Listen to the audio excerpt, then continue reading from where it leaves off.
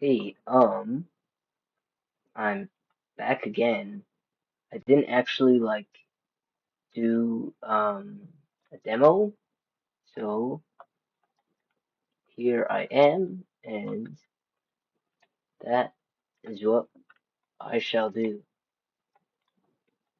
Um, Here, okay. Uh,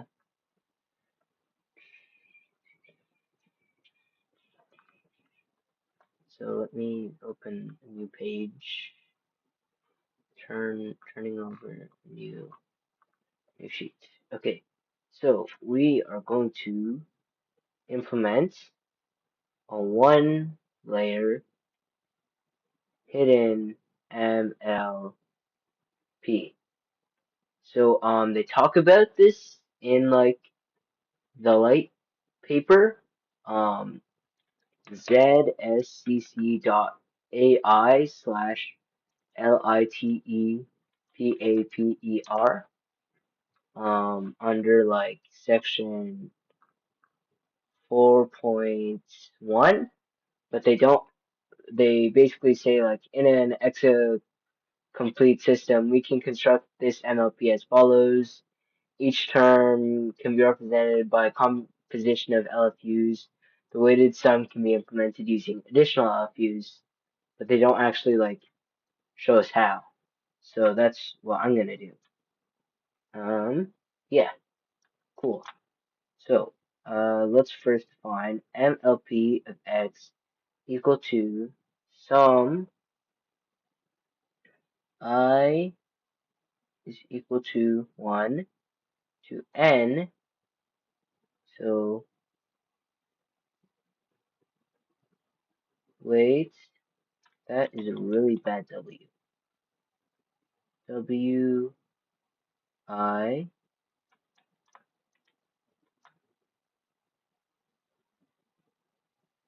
um I do not know what this. I think this is a lowercase omega. Uh then A I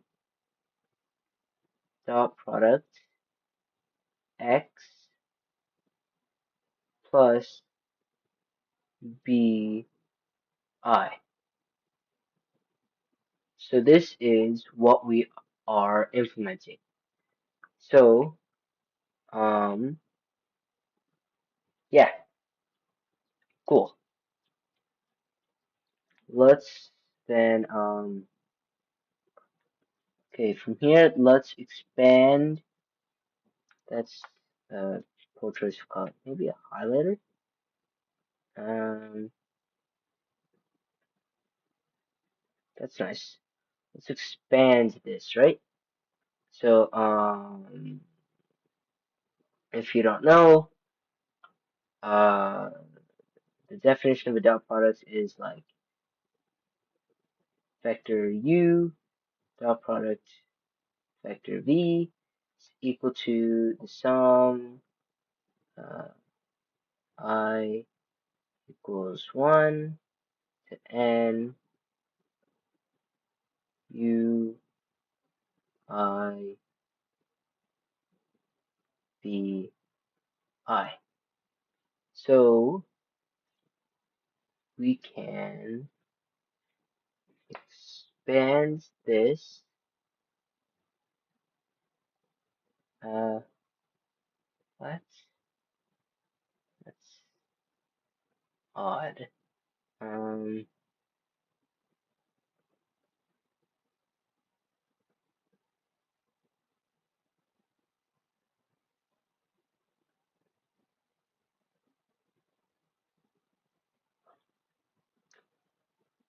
Interesting. Ah, so perhaps I should have better specified this. This is the number of neurons. This is a one layer MLP. So you can imagine we are pretty much feeding in X and then this goes to a bunch of different neurons. They do their business, and then we have a final output neuron, and for this one we don't have a bias. We just basically weigh each of these connections, edges, I suppose. So, we can represent this as this is equal to, so, well, okay, let's h, uh, hi of x be the output of any one of these neurons. So hi of x is equal to omega, and then because because of this,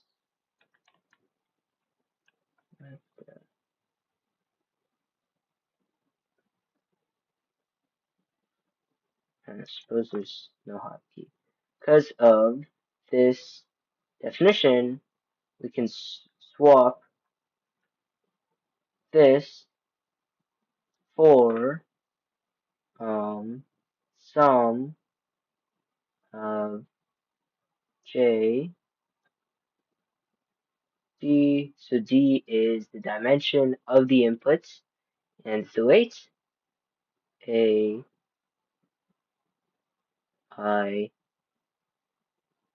j x j and plus b I,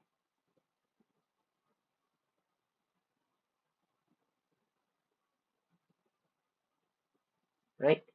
And then we can this right here. So this is equal to, this is, maybe I should like highlight this in blue. No, that's terrible. Yeah, I know. This thing is equal to what I'm going to write over here. So this is equal to the sum, and I is equal to 1 of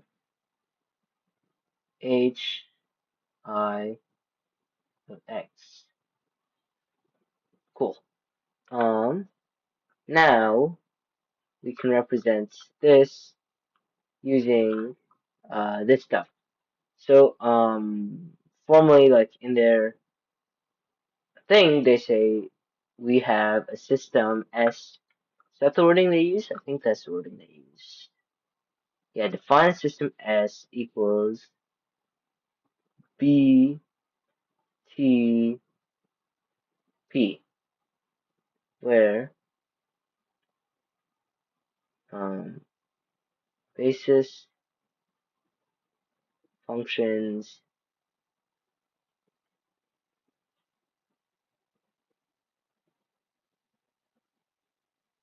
transformations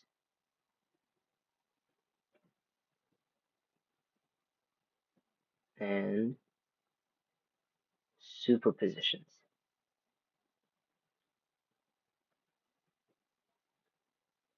Here, close that parenthesis. So basically, what we want to do is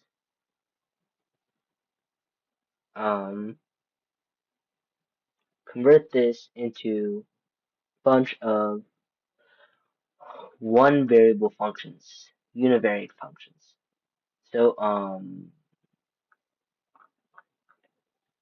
this, like these basis functions, are the initial configurations of the LFU, learnable function units.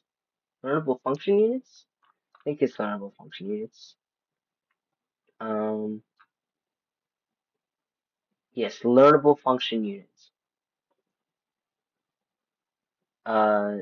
These transformations are basically, tweaking the parameters the uh, of the basis functions, and then the superpositions are like composing multiple basis functions or adding multiple functions, or it'll make more sense once we actually do it. Let me erase this, and let's start with the basis functions.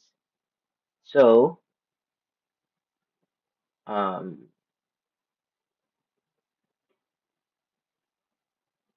our basis functions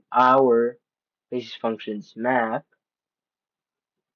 well, this set B contains a bunch of basis functions phi that's map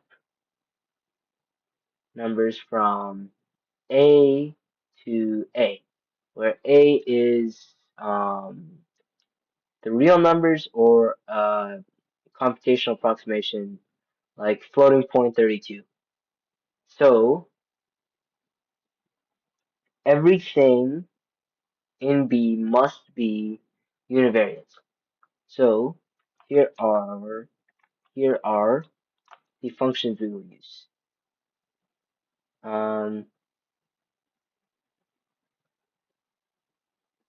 So identity.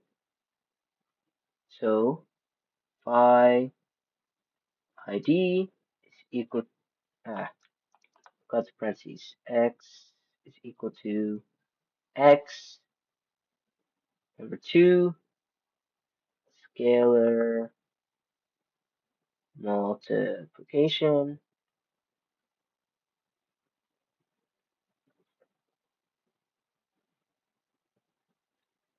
So phi mul x is equal to alpha x. So this right here, alpha will be tweaked by the transformations. 3, addition, scalar addition. So phi add x equals x plus beta. Again, the wrong thing there. This will also be tweaked by the transformation. So while they look like univariate functions, the functions themselves get modified at runtime. That is the wrong color. And finally, activation.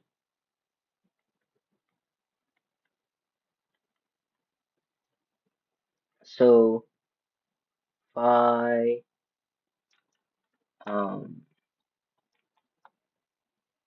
omega of x is equal to,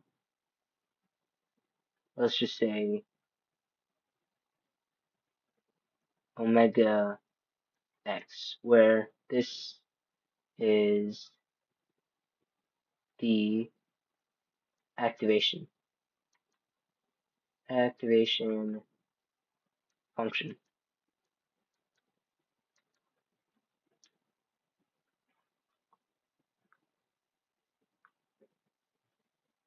So now our transformations. So recall, transformation in this context maps a function from B to another function that maps A to A. So the transformations we'll use are Weight loading, weight loading. So that's T alpha phi mol x equals alpha x. Now you may be saying, hey Amitov, like, what's the difference? This is the same thing, right? Well, in this case, like this, the basis function is more general. This is like specifically you pass in a number when calling the transformation. Yeah. Um, so this sets like this sets a I J or W I. Weight loading,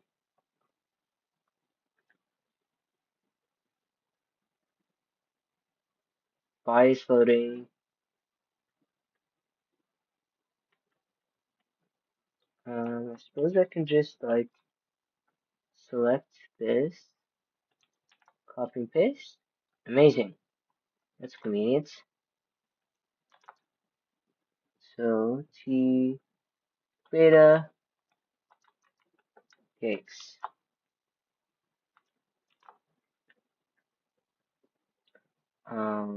phi add x is equal to x plus beta 2. Oh, did not see that. And then finally 3 activation selection. So T omega of phi omega x equal to, relu slash tan h slash whatever. So now we have our basis functions and transformations. Now all that's left is our superpositions, which a to a star to a to a. What a mouthful. Um,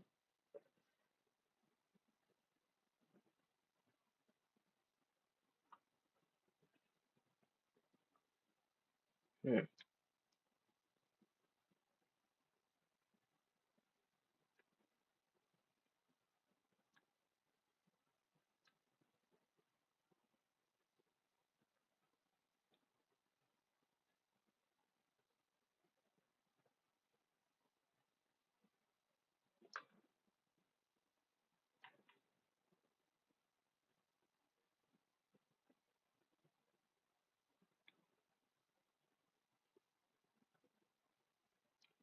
So our first one is p sum theta 1 dot dot dot. Sorry, not theta, phi d x1 comma dot dot dot x d is equal to sum j equals 1 to d phi j x j. So yeah, we can basically use this for stuff like dot products. For example, yeah, like phi in this case could be like instead of loading in one, we could load in whatever aij is, and then get the dot product. And then our second superposition is p compose phi 1 phi 2 close parentheses open parentheses x close parentheses is equal to phi 2 phi 1 x close parentheses close parenthesis. So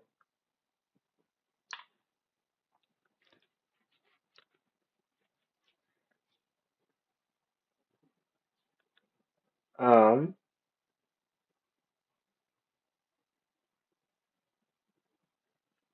for each neuron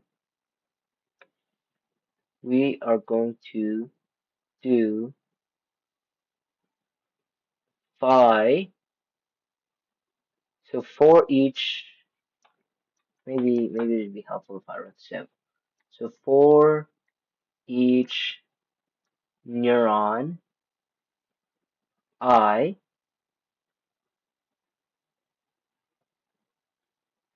for each input x j, we are going to do phi a I j x j is equal to a I j x j. So this takes the weights,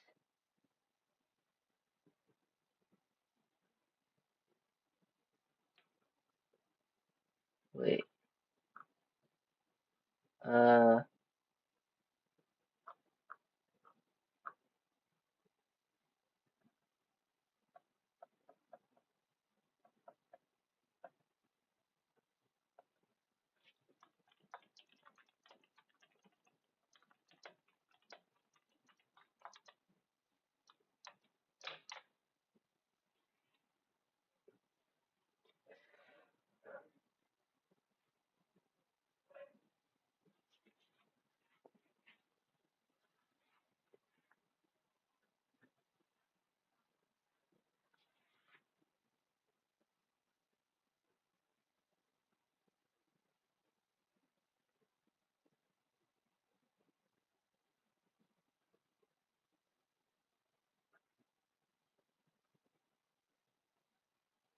okay, so, um,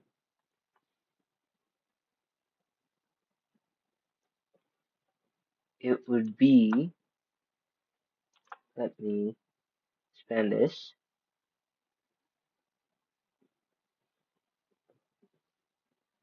so,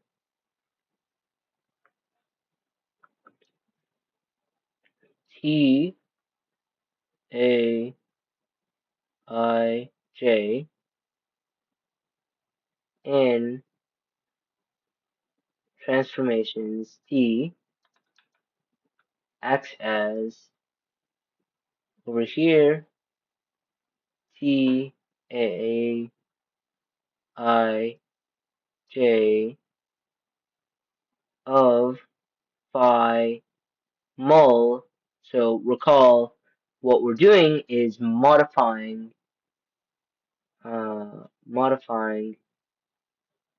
this function so that now instead of alpha it's aij. Yes.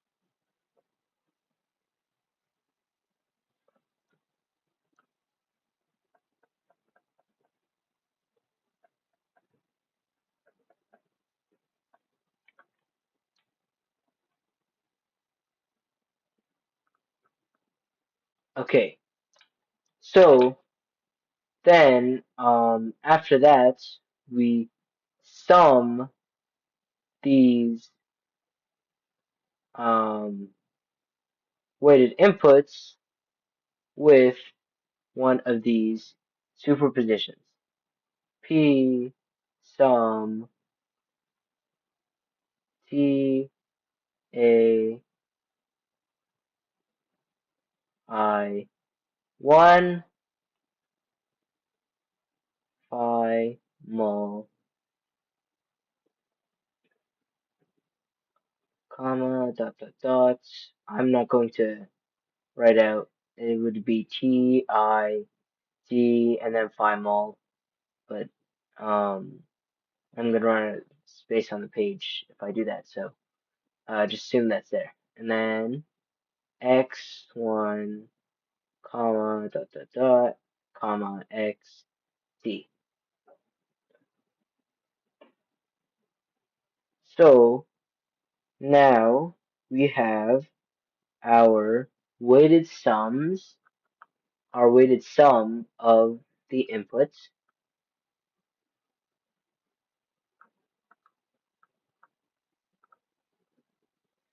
Then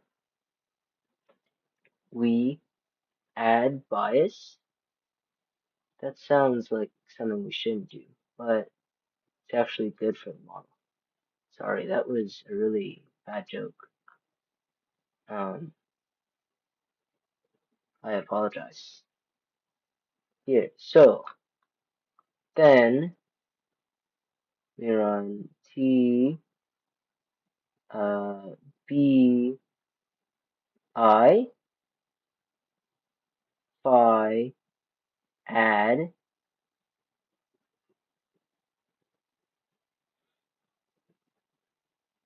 S I.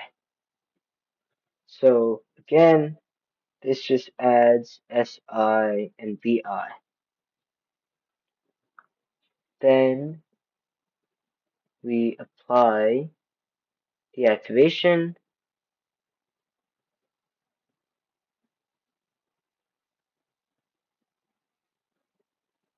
So this is equal to phi omega this thing.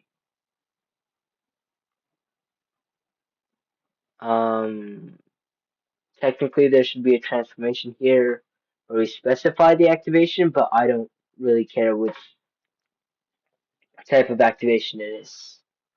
So then the final layer is T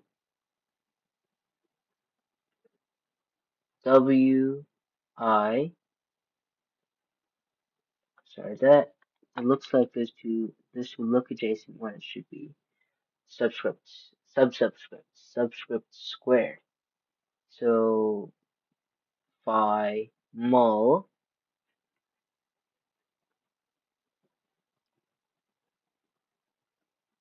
H I,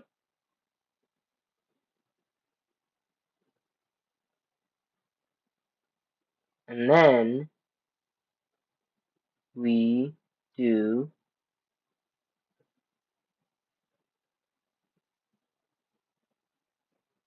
P sum. I think we defined that. Yes, we defined that. So P sum phi. So it would be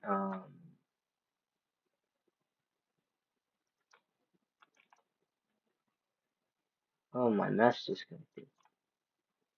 That's probably not good. W1 dot. Again, I'm not going to put the last one because I do not wish to. And then we have H1 dot H2, and there you go. We have that is how one composes